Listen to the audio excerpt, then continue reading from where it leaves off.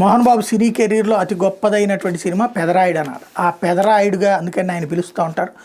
ఆయన ఏదైతే TV9 journalist Ranjith మీద దాడి చేసినటువంటి కేసులో కీలకమైనటువంటి అదృష్టాన్ని పొందారు.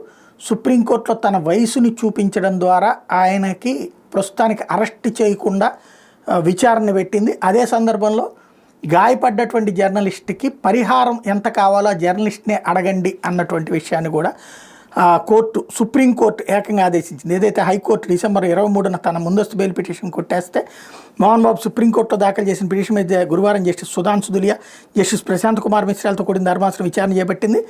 ఈ ఘటనలో గాయపడిన బాధితులు ఎంత పరిహారం కోరుకుంటున్నారో అడిగి తెలుసుకుని చెప్పాలని చెప్పి అతని తరపు న్యాయవాదికి సూచిస్తూ తదుపరి విచారణ 4 వారాలకు వాయిదా వేసింది. అంతకుముందు మోహన్ బాబు తరపున సీనియర్ న్యాయవాది ముకుల్ రోహిత్గి వాదన వినిపిస్తూ సంఘటనకు దారితీసిన పరిణామ క్రమాన్ని వివరించారు.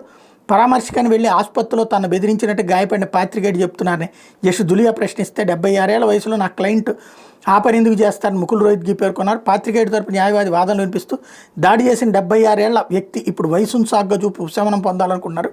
క్షమాపణ చెప్పే పేరుతో ఆసుపత్రికి వచ్చి ఫిర్యాదు ఉపసంహరించుకోవాలని కోరారని చెప్పి పేర్కొన్నారు.